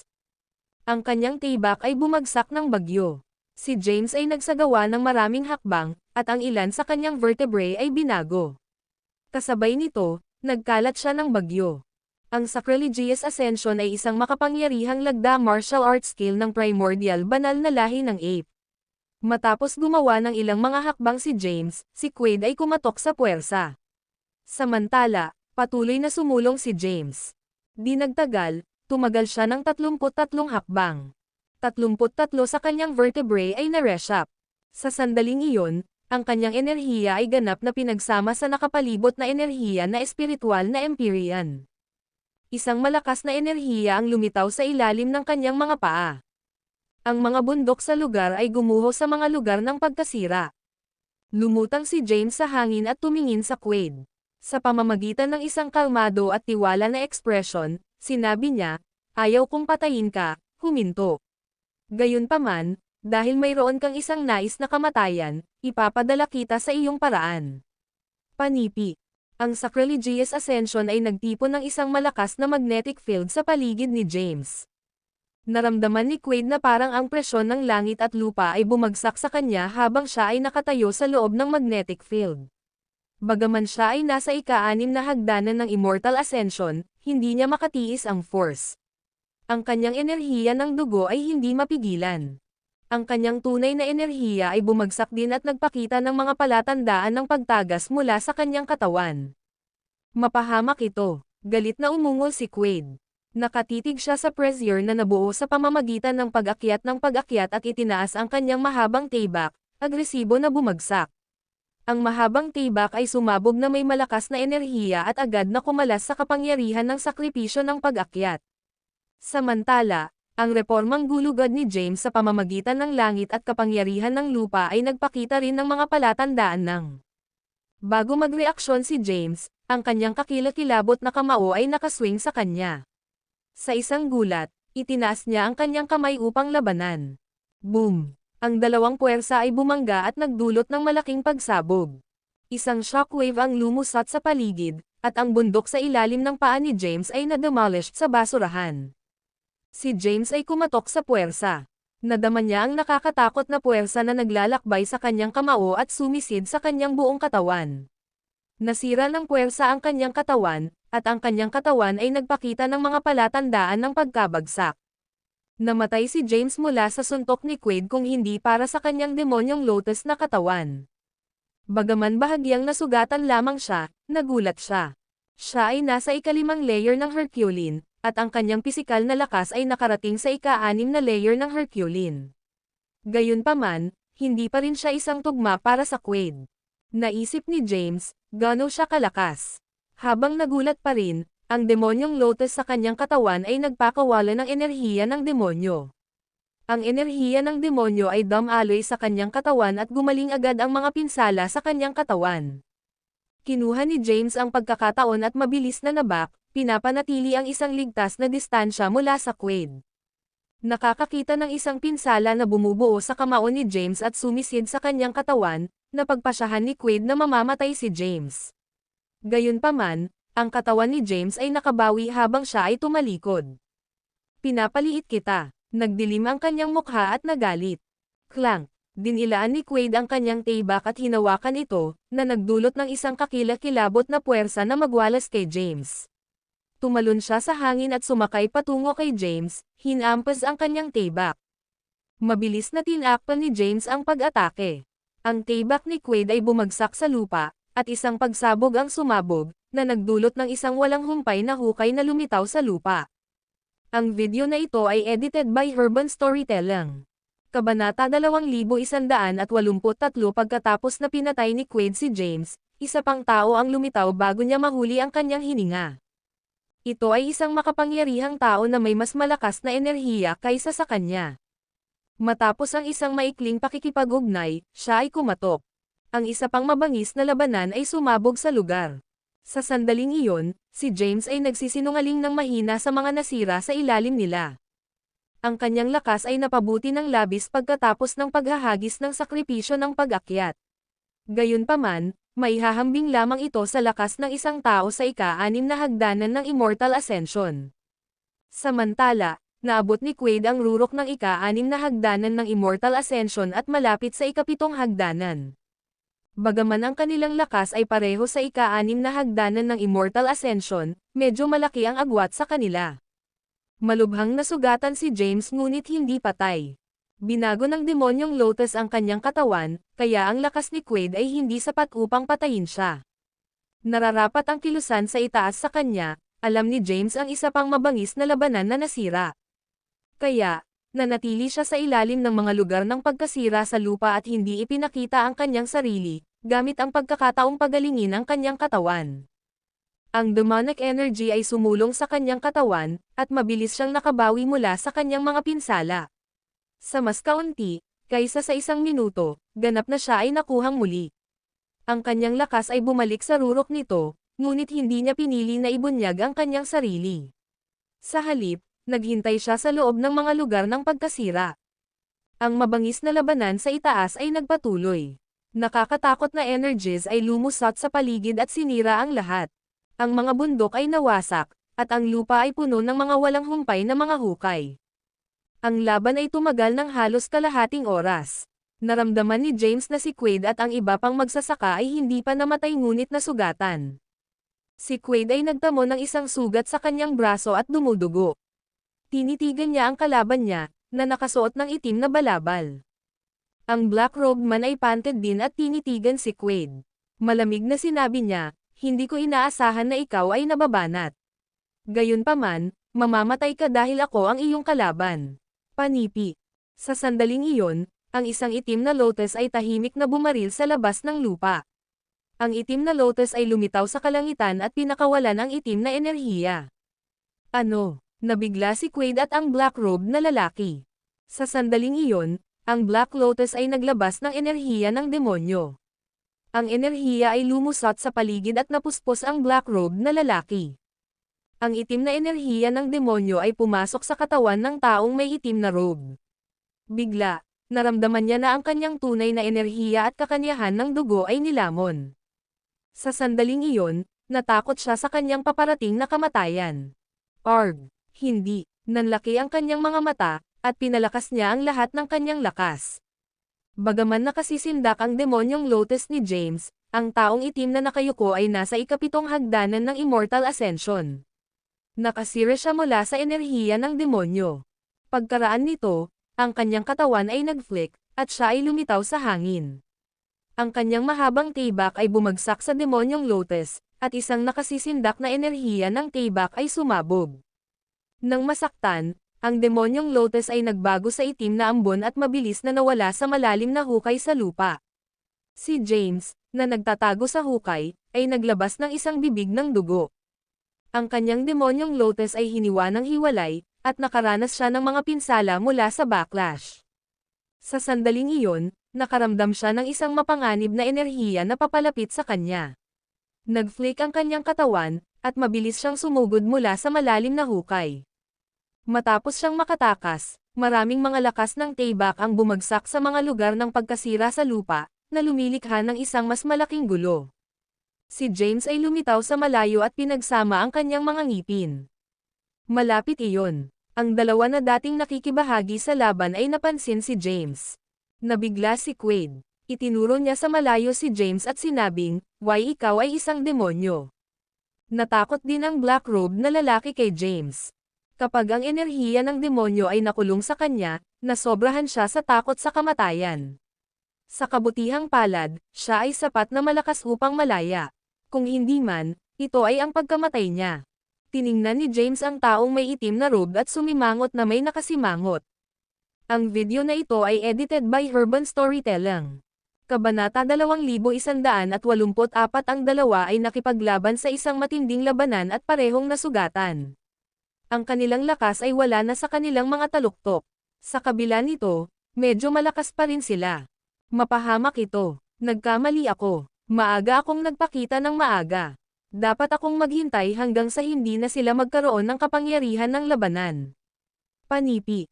Sinampal ni James ang noo niya. Ikinalulungkot niya ang pagkilos at inihayag ng maaga ang kanyang sarili. Tumingin ang dalawa kay James na may takot, lalo na ang taong may itim na robe. Sa sandaling iyon, natakpan siya ng malamig na pawis. Samantala, malalim si James. Wala siyang sama ng loob laban sa black robe na lalaki. Maaaring maiiwasan ng taong may itim na robe ang tunggalian kung hindi siya umaatake. Gayunpaman, nagkaroon siya ng sama ng loob upang manirahan sa Quaid. Nagpa siya si James na mapupuksa muna si Quaid. Matapos niyang isipin, sinabi ni James, "Ang iyong oras ay tumaas, Quaid." Ang malamig na tinig ni James ay lumitaw, at ang enerhiya ng demonyo ay lumitaw mula sa kanyang katawan upang makabuo ng isang itim na lotus. Ang itim na lotus ay umikot sa itaas ng kanyang ulo, napapaligiran ng itim na ambon na naglalaman ng nakasisindak na kapangyarihan. Ang taong may itim na robe ay bahagyang nabak nang makita ang eksena. Samantala, hinawakan ni Quaid ang kanyang tibak at sinampal upang putulin ang itim na enerhiya ng demonyo na sumakay sa kanya. Malakas si Quaid, at hindi siya pinapatay ni James ng madali, kahit nasa demonyong lotus. Gayunpaman, nasugatan si Quaid at bahagyang walang kapangyarihan laban sa enerhiya ng demonyo.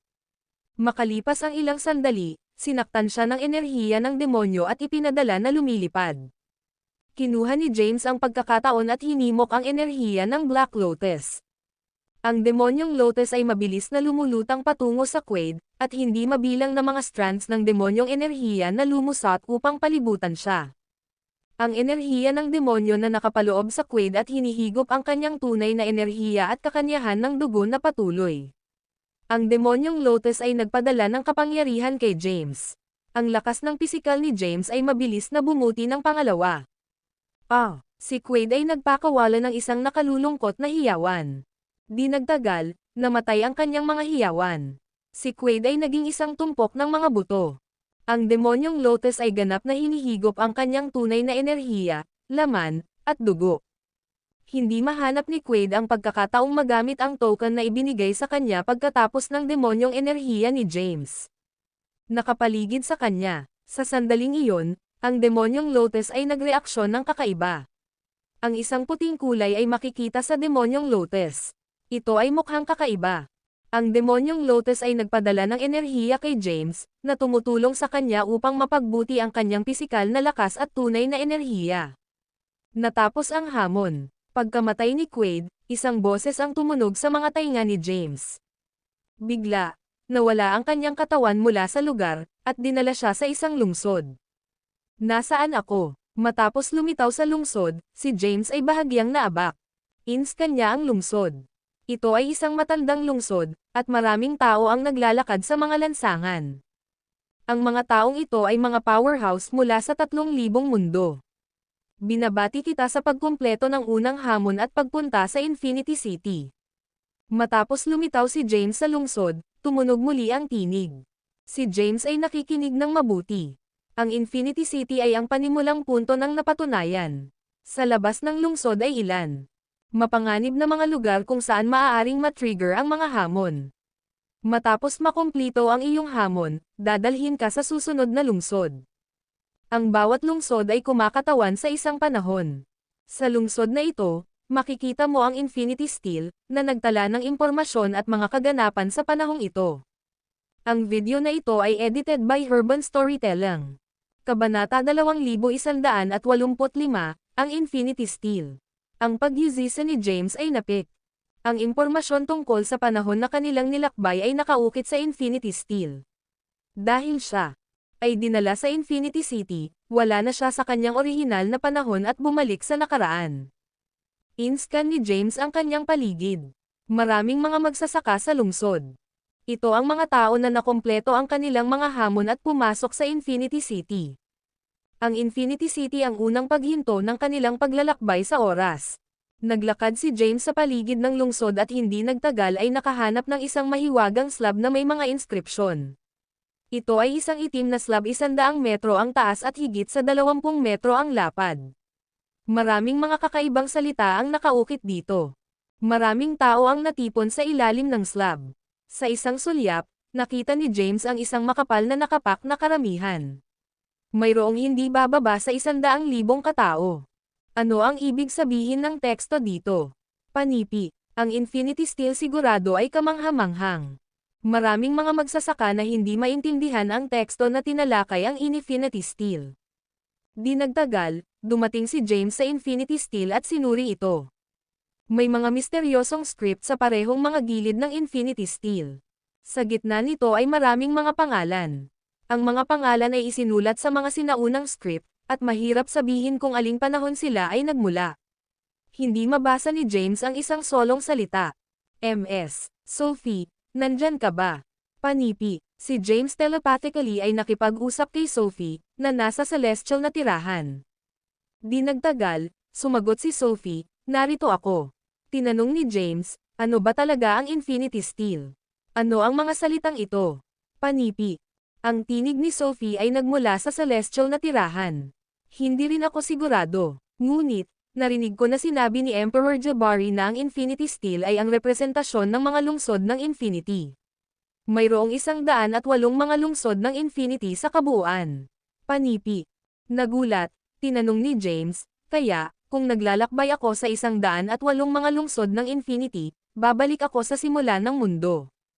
Haha, napakawalang imok mo. Panipi. Tumawa si Sophie, na nagsasabing, ang mga lungsod ng Infinity ay ang panimulang punto lamang.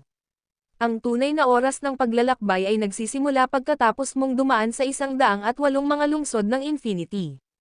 Hindi mabilang na mga powerhouse.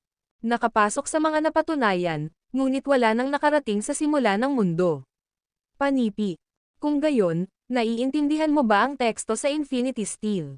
Hindi maintindihan ni James ang mga salita, kaya maaari lamang siyang humingi ng tulong kay Sophie. Sinabi ni Sophie, sila ang mga sinaunang script. Hindi ko masasabi sa iyo kung ano ang kahulugan nito. Kailangan mong maabot ang isang tiyak na ranggo upang maiintindihan ito. Panipi. Okay. Naguguluhan si James. Biglang naalala ni Sophie ang isang bagay at sinabi, Sa pamamagitan ng paraan, narinig ko na sinabi ni Emperor Jabari na ang Infinity Steel ay umiiral mula pa noong simula ng mundo at isang mahalagang kayamanan. Ang mga powerhouse na ranggo ng Emperor ng nakaraan ay sinubukan na dalhin ito sa kanila, ngunit ito ay nag-backfired. Kahit na si Emperor Jabari ay dumating upang subukan at kunin ito ngunit nabigo. Sinabi niya sa akin na ang isang tao lamang na may mahina na base ng paglilinang ang maaaring tumagal ng Infinity Steel.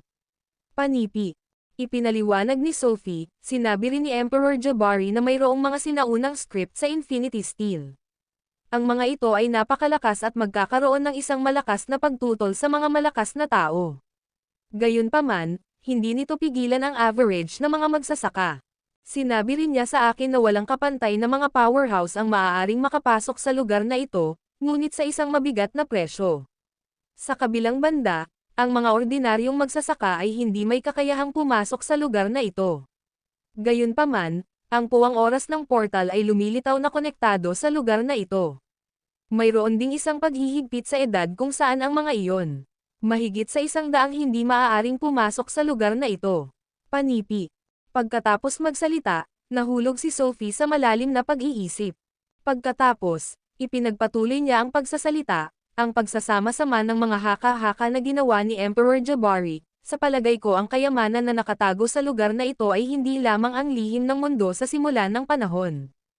Posible na kahit na ang Infinity Steel mismo ay isang kayamanan. Panipi. Natigilan, tinanong ni James, ang sinusubukan mong sabihin ay ang Infinity Steel ay isang kayamanan na maaari kong alisin. Hindi ko alam, ngunit subukan ito. Pagkatapos ng lahat, ang mga powerhouse sa ranggo ng Emperor ay naintindihan ang makalangit na landas. Dahil ang mga ito ay mga haka-haka ni Emperor Jabari, dapat itong malapit sa katotohanan. Panipi. Ang video na ito ay edited by Urban Storytelling. Kabanata 2186 tinanong ni James, paano ko ito kukunin? Sagot ni Sophie, paano ko malalaman? Hindi pa ako nakakapunta sa Infinity City o ang napatunayan dati. Panipi. Sige, tumango si James. Matapos ang isang maikling pag-uusap kay Sophie, nalaman niya na ang Black Infinity Steel sa harap niya ay maaaring maging isang pambihirang kayamanan at umiiral mula pa sa simula ng mundo. Ito ay lubos na makikinabang sa kanya kung maaari niyang ilayo ito at matutong kontrolin ito. Ang Infinity Steel ay hindi mas mababa bilang isang tool para sa pag-aaral ng lihim ng mundo. Gayunpaman, hindi alam ni James kung paano niya ito makukuha. Siya ay nahulog sa pag-iisip. Pagkaraan, lumakad siya patungo sa itim na Infinity Steel at sinubukan itong itaas. Gayunpaman, ang Infinity Steel ay hindi budge. Ito ay masyadong mabigat na kung ito ay saligan sa mundo, hindi gumagalaw kahit 1 pulgada. Paano ko ito gagawin? Panipi. Tiningnan ni James ang walang tigil na steel at naisip muli. Marami pang mga magsasaka ang lumitaw sa unang lungsod ng Infinity. Matapos ang mga magsasaka na ito ay nagpakita ng lungsod, mabilis silang umalis upang mag-trigger ng mas maraming mga hamon upang magpatuloy sa susunod na patutunguhan. May mga hamon ng iba't ibang antas. Matapos makumplito ang isang mahirap na hamon, ang isa ay maaaring laktawan ang ilang mga lungsod ng Infinity. Kalaunan, maaabot nila ang 108 lungsod. Pagdating sa huling lungsod ay hindi ang wakas. Sa halip, ito ang tunay na simula ng paglalakbay sa oras. Parami ng parami ang nagsimulang umalis sa lungsod. Marami ring tao ang nagtipon pa rin sa paligid ng Infinity Steel. Gayunpaman, walang nakakaintindi sa mga script sa Infinity Steel. Walang nakakaalam ng pinagmulan o kahulugan ng mga script. Matapos suriin ito ng ilang sandali, pinili nilang umalis. Makalipas ang ilang sandali, si James ang nag-iiwan lamang. Ang isa ay mawawalan ng pakiramdam ng oras sa loob ng napatunayan. Tumayo si James sa ilalim ng Infinity Steel. Tila kung ilang sandali lamang ang lumipas, ngunit sa parehong oras, nadama na ang isang kawalang hanggan ay lumipas. Ang kanyang pakiramdam ng oras ay nakatago na. Ang lahat ay umalis sa Infinity City, naiwan lamang si James. James. Ang tinig ni Sophie ay tumunog mula sa celestial na tirahan. Nabawi muli ni James ang kanyang pandama at tinanong, ano ang mali? Panipi. Sinabi ni Sophie, nagpunta ako upang pag-aralan ang mga sinaunang script sa Infinity Steel. Bagaman hindi ko ito maisip, sa palagay ko ay dapat na matrigger ito ng aking kapangyarihan. Panipi. Isang puting ilaw ang sumabog sa harap ni James. Ang puting flash ay nahulog sa lupa, at lumitaw ang isang magandang babae na puti. Ito ay si Sophie. Inutusan niya, hakbang pabalik, James. Sige, mabilis na lumayo si James. Lumulutang si Sophie sa hangin, at isang mahiwagang simbolo at malakas na puwersa ang lumitaw sa kanyang palad. Kinaladkad ng force ang Infinity Steel at sinubukan na itaas ito. Sa sandaling iyon, ang mahiwagang script sa Infinity Steel ay tila nabuhay. Ang makapangyarihang enerhiya ay sumabog at kumatok kay Sophie. Si Sophie ay nahulog mula sa langit at bumagsak sa lupa. Pagkatapos, pinalabas niya ang isang bibig ng dugo. Ang video na ito ay edited by Urban Storytelling. Kabanata 2187. Hindi sigurado si James kung gaano kalakas si Sophie. Gayunpaman, nagawa niyang ilipat ng bahagya ang Infinity Steel. Kahit na siya ay nasugatan, pinamamahalaang pa rin niya na gawin itong budge ng kaunti. Lumakad si James patungo kay Sophie at tinulungan siya mula sa lupa. Nag-aalala siyang nagtanong, ayos ka ba? Malumanay na hinawakan ni Sophie ang kanyang kamay at pinunasan ang dugo na tumutulo mula sa kanyang mga labi. Pagkatapos, sumagot siya, ayos lang ako. Ito ang backlash mula sa kapangyarihan ng Infinity Steel. Naglalaman ito ng hindi kapani-paniwalang lakas. Tulad ng inaasahan mula sa isang pambihirang kayamanan na kahit na ang mga powerhouse na ranggo ng emperador ay hindi maaaring hawakan. Panipi. Tinanong ni James, kung gayon, ano ang dapat nating gawin ngayon? Si Sophie ay nahulog sa malalim na pag-iisip. Matapos mag-isip ng ilang sandali, sumagot siya, kahit na hindi ko ito may angat dahil may mga inscription dito. Mayroon ding mga pangalan ng ilang mga emperador na ranggo ng mga powerhouse dito, na naglalaman ng matinding kapangyarihan. Ang mga makapangyarihang tao ay kailangang pigilan ang Infinity Steel at ang napakalaking kapangyarihan ng mga pangalan na ranggo ng emperador na ito. Dapat mong subukan ito, James. Panipi. Ako. Sa pamamagitan ng isang walang magawa na ekspresyon, sinabi ni James, ano ang magagawa ko? Hindi ka mawawala sa anumang pagsubok. Tumango si James. Sige. Tumalon siya sa hangin. Sa pagtingin sa Black Infinity Steel, pinapakilos niya ang lahat ng kanyang lakas. Hinimok niya ang lakas at tunay na enerhiya ng kanyang katawan. Ilipat. Umungol si James, at ang kanyang malakas na tunay na enerhiya ay lumusot patungo sa itim na Infinity Steel. Gayunpaman, hindi niya ito maiangat, gaano man siya sinubukan. Sinubukan niya ng ilang beses ngunit upang hindi mapakinabangan. Kalaunan, sumuko siya. Bumaba siya sa lupa at umupo. Sumandal siya sa Infinity Steel at tiningnan si Sophie, nagtanong, tila hindi ito gumagana, Ms. Sophie. Samantala, tumayo si Sophie sa harap ng Infinity Steel na may maalalahanin na ekspresyon. Kahit na sa kanyang lakas at nakaraang mga karanasan sa mga sinaunang script, hindi niya maintindihan ang kahulugan ng mga script sa Infinity Steel. Inalis ni Sophie ang kanyang kamay.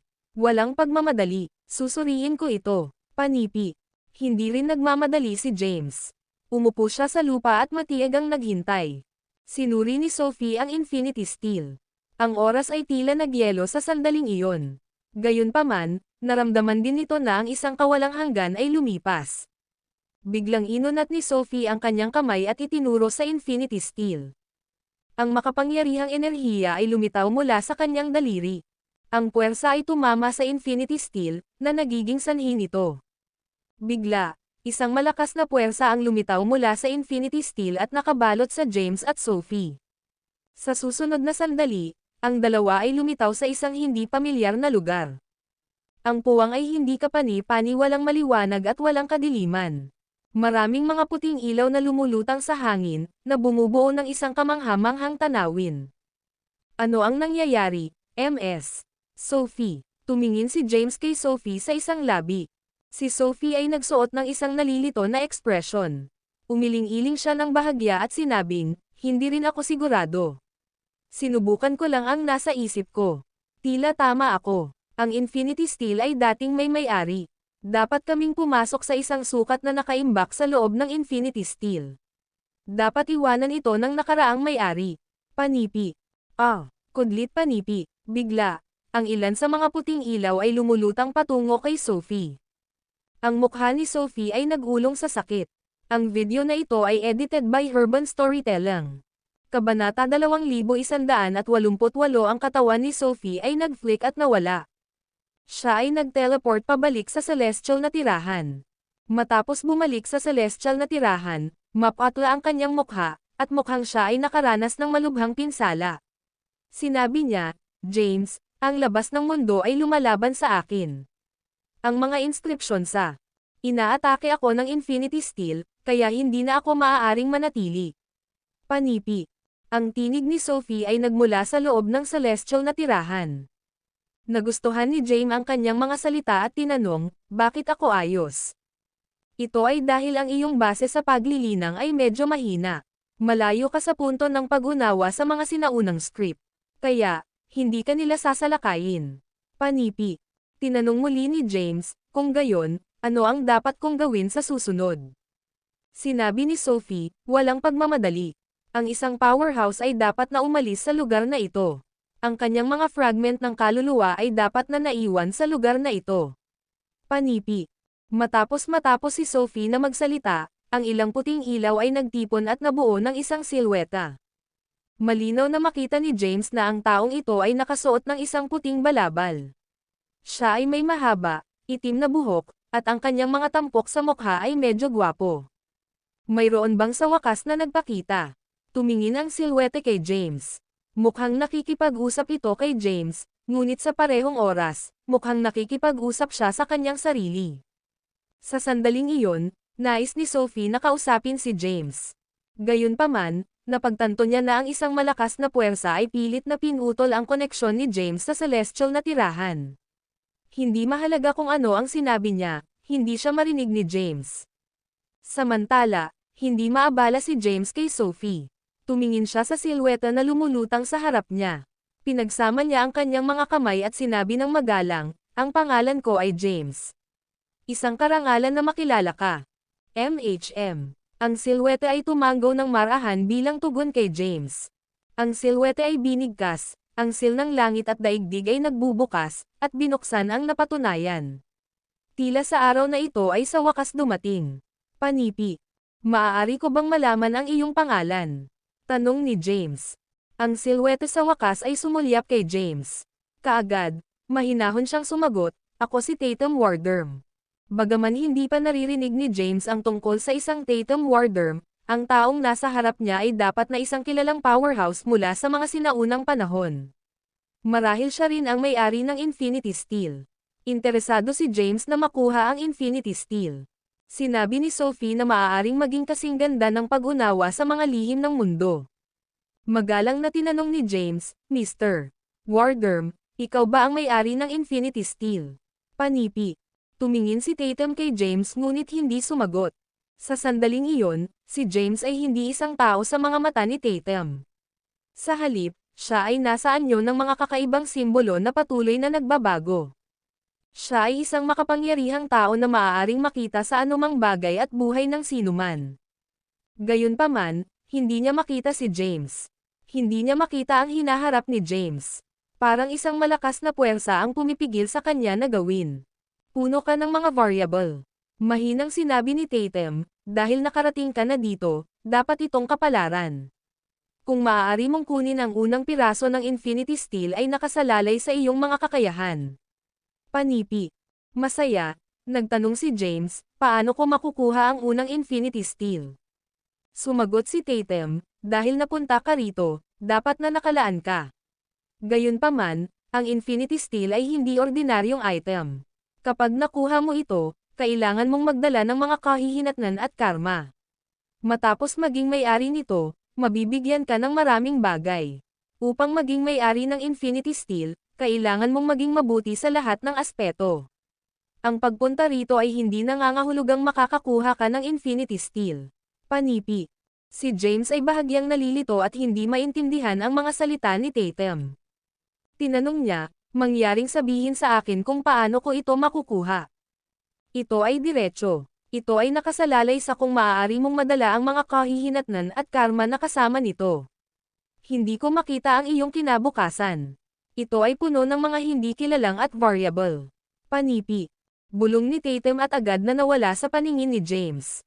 Tumingin si James sa Black Infinity Steel sa harap niya, nalilito. Ano ang nangyayari? Bakit bigla akong naipadala? Ano ang ibig sabihin ng Tatum? Dapat kong madala ang mga kahihinatnan at karma kung nais kong makuha ang Infinity Steel. Ano ang karma na kailangan kong madala? Naguguluhan si James. MS, Sophie, nandyan ka ba? Panipi. Hindi naintindihan ni James, kaya nag-ayos siya sa pagtatanong kay Sophie. Narito ako. Ang tinig ni Sophie ay tumunog mula sa loob ng celestial na tirahan. Ang isang malakas na puwersa ay pinutol ang iyong koneksyon sa celestial na tirahan ngayon lamang. Hindi ako makarating sa iyo. Paano ito napunta? Ano ang nangyari? Panipi. Binanggit ni James ang mga salita ni Tatum. Pagkatapos, tinanong niya, MS. Sophie, ano sa palagay mo ang ibig niyang sabihin? Panipi.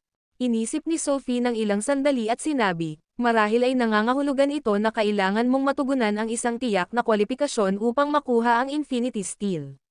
Marahil ay kailangan mong kunin at ilayo ito. Panipi. Nakikita ko. Tumango si James. Matapos siyang mawala, hindi mabilang na mga puting ilaw na tuldok sa lugar na mabilis na nagtipon, na bumubuo ng ilang mahiwagang salita na sumangkop kay James. Sa sandaling iyon, si James ay nalilito at nalilito. Gayunpaman, ito ay tumagal lamang ng ilang segundo. Pagkalipas ng ilang segundo, nawala siya mula sa kumikinang na espasyo. Nang muling lumitaw siya, bumalik siya sa Infinity City sa ilalim ng Infinity Steel. Ang video na ito ay edited by Urban Storytelling. Kabanata 2189. Naglakad siya patungo sa Infinity Steel. Sa pamamagitan ng isang paglukso, lumitaw siya ng ilang metro sa himpapawid at isinaaktibo ang kanyang tunay na enerhiya, na pinapalibutan sila ng Infinity Steel. Noong nakaraan, hindi niya mailipat ang Infinity Steel, gaano man siya sinubukan. Nakakagulat na maaari na niyang itaas ang Infinity Steel.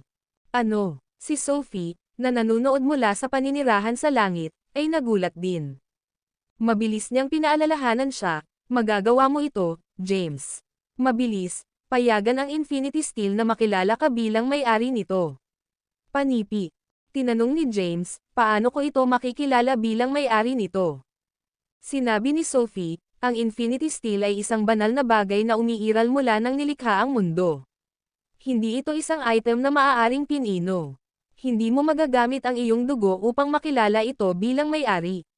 Sa halip, kakailanganin mong makipag-usap sa telepathically dito. Panipi. Ipinaliwanag ni Sophie kung paano kilalanin siya ng Infinity Steel bilang may-ari nito. Sinundan ni James ang kanyang mga tagubilin. Di nagtagal, si James ay nakakonekta sa unang Infinity Steel at naging may-ari nito. Matapos siyang maging may-ari nito, ang Infinity Steel ay patuloy na pag-urong hanggang sa ito ang laki ng isang kamao. Pagkatapos, lumipat ito at nakarating sa palad ni James. Bulalas ni Sophie mula sa Celestial Abode, wow! Hindi ko inaasahan na makuha mo ang unang Infinity Steel. Maswerte ka talaga, James. Kahit na ang mga powerhouse ng Emperor Rango ay hindi maangkin ito. Naiinggit ako sa swerte mo. Panipi. Si Sophie ay may isang inggit na ekspresyon. Nag-shock si James at naglaro kasama ang Infinity Steel sa kanyang kamay. Ang Infinity Steel ay mabigat sa orihinal na anyo nito, ngunit ngayon, nadama ito ng napakagaan sa kanyang kamay. Matapos suriin ito sa loob ng mahabang panahon, hindi pa rin malaman ni James kung ano ang sobrang pambihirang tungkol sa Infinity Steel. Ang mga pangalan dito ay isang kataas-taasang kapangyarihan. Ipinaliwanag ni Sophie, mahina ka pa rin ngayon. Kapag naging mas malakas ka, mauunawaan mo kung gaano kaganda ang isang kayamanan. Ang pagtabi sa lahat, ang mga pangalan ay isang kataas-taasang kapangyarihan. Bagaman malakas ang Infinity Steel, mahina ang kasalukuyang lakas ni James, at hindi pa niya ito maiintindihan. Sa isang pag-iisip, ang Infinity Steel ay lumaki ng malaki sa isang instant. Bumalik ito sa orihinal na anyo nito, na 100 metro ang taas at 10 metro ang lapad. Ang Black Infinity Steel ay bumagsak sa isang malayong gusali na may mapanirang puwersa. Boom! Ang buong gusali ay nawasak ng isang malakas na bang, at nanginginig ang Infinity City. Gayunpaman, agad itong naibalik ang sarili. Ito ay hindi kapani-pani walang makapangyarihan. Huminga ng malalim si James. Ang video na ito ay edited by Urban Storytelling. Kabanata 2170. Kahit na hindi siya sigurado sa katangian ng Infinity Steel, alam niya na ang mga ordinaryong magsasaka ay hindi makontrol ito. Inalis niya ang Infinity Steel na may kasiyahan. Ang Infinity Steel ay naging itim na ambon at pumasok sa kanyang katawan, sumailalim sa isang tiyak. Lugar sa loob ng kanyang larangan ng elixir. Nasiyahan, sinabi ni James, MS. Sophie, nakuha ko na ang unang Infinity Steel. Nangangahulugan ba ito na madali kong makuha ang iba pang mga Infinity Steles? Mayroon bang 170 mga Steles ng Infinity? Panipi. Ipinaliwanag ni Sophie, dapat, oo. Kung tungkol sa totoo, kailangan mong maglakbay sa susunod na Infinity City upang malaman. Panipi. Kailangan ko bang makumplito ang isang hamon upang magpatuloy? Tanong ni James. Sa sandaling iyon, ang Infinity Steel sa katawan ni James ay nagsiwalat ng ilang impormasyon at ipinadala ito sa kanya. Matapos makasama sa loob ng ilang segundo, sinabi ni James na may kagalakan, tila mayroong portal sa pagitan ng bawat lungsod ng Infinity. Hindi na kailangang makumplito ang mga hamon upang magpatuloy sa susunod na lungsod. Ang Infinity Steel ay nagsiwalat ng maraming impormasyon kay James. Matapos makuha ni James ang impormasyon, hindi na siya tumagal at naglakad papunta sa likuran ng lungsod. Di nagtagal, nakarating siya sa isang pader ng ilaw sa likuran ng lungsod. Alam ni James na lilito siya sa susunod na Infinity City matapos na dumaan sa ilaw. Ang mga ordinaryong magsasaka ay hindi may kakayahang dumaan dito ng madali. Gayunpaman, madaling dumaan si James dahil mayroon siyang Infinity Steel. Nang walang pag-aatubili, dumaan siya sa dingding. Nawala ang kanyang katawan at muling lumitaw sa susunod na lungsod. Ito ang pangalawang lungsod ng Infinity, na kung saan ay ganap na magkapareho sa nauna. Ang pagkakaiba lamang ay sa ibang panahon. Sa loob ng pangalawang Infinity City, mayroong isa pang Infinity Steel. Walang sino man sa ikalawang Infinity City. Ang iba pang mga powerhouse na pumasok sa napatunayan ay hindi na kompleto ang mga hamon mula sa una upang magpatuloy sa ikalawang lungsod. Mabilis na lumakad si James patungo sa Infinity Steel at sinubukan itong itaas. Siya ay naging may-ari ng Infinity Steel at inilayo ito ng walang labis na pagsisikap. Pagkatapos, naglakbay siya sa susunod na Infinity City. Patuloy siyang gumagalaw at nangongolekta ng mga bato ng Infinity. Di nagtagal, nakarating siya sa huling lungsod ng Infinity at nakuha ang huling Infinity Steel. Tumayo siya sa gate ng Infinity City. Ang kanyang puso ay lumaktaw ng isang matalo habang ang 108 Infinity Steles ay naging materyal sa labas ng kanyang katawan at nag-hover. Ang langit. Ang paningin ay kamangha-manghang at nakakagulat. Haha. Sa sandaling iyon, ang isang pagsabog ng pagtawa ay tumunog. Sino ang nandyan? Mabilis na tinanggal ni James ang Infinity Steel at nag-scan sa kanyang paligid ng waster. Matapos tumunog ang boses, isang malabo na silweta ang lumitaw sa harap ni James. Unti-unting nabuo nito ang balangkas ng isang nasa hustong gulang na tao. Gayunpaman, hindi pa rin nakikita ni James ang mukha ng lalaki ng malinaw. Sino ka? Napangiti ang lalaki ng mahina at sinabing, hindi ko inaasahan na magkaroon ng bagong may-ari si Infinity Steel. Maswerte ka, binata, panipi. Malinaw na tiningnan siya ni James. Tiniyak siya ng lalaki, huwag kang mag-alala. Wala akong malisyosong hangarin. Panipi. Tanong muli ni James, sino ka? Sumagot ang lalaki, hindi mahalaga ang pagkakakilanlan ko. Hindi mo na kailangang magpatuloy sa pagsulong pa.